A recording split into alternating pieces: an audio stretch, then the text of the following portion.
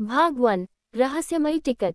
रवि एक साधारण रेलवे कर्मचारी था जो हर रात प्लेटफॉर्म नंबर 7 पर ड्यूटी करता था।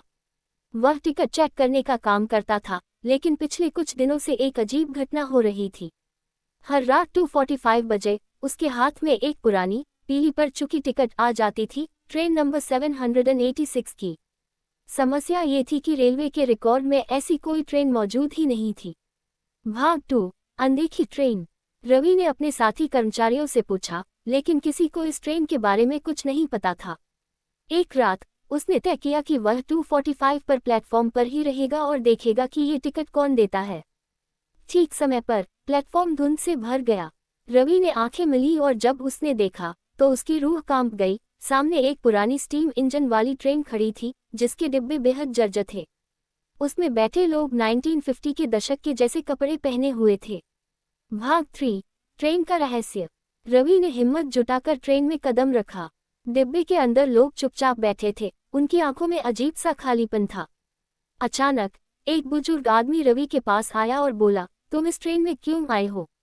ये ट्रेन सिर्फ उन्हीं के लिए है जो अधूरे सफर में रह गए थे। रवि को समझ नहीं आया, लेकिन तभी ट्रेन चलने लगी।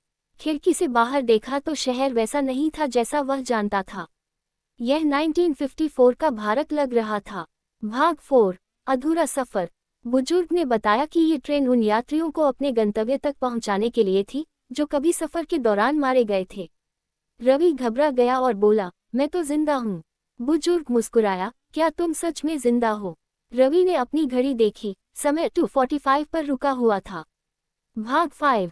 वापसी का रास्ता। उसे याद आया कि बचपन में उसकी मां ने बताया था कि उसके दादाजी इसी ट्रेन से सफर कर रहे थे जब वह पटरी से उतर गई थी। क्या ये वही ट्रेन थी? अचानक एक झटका लगा और ट्रेन की खिड़की के बाहर प्लेटफॉर्म नंबर 7 दिखाई दिया। रवि की आंख खुली। वह बेंच पर बेहोश पड़ा था, हाथ में वही पुरानी टिकट थी। लेकिन इस बार टिकट के पीछे एक नाम लिखा था, रवि का अधूरा सफर। अब सवाल यह था, क्या अगली रात 2:45 पर वह फिर से ट्रेन में चढ़ेगा?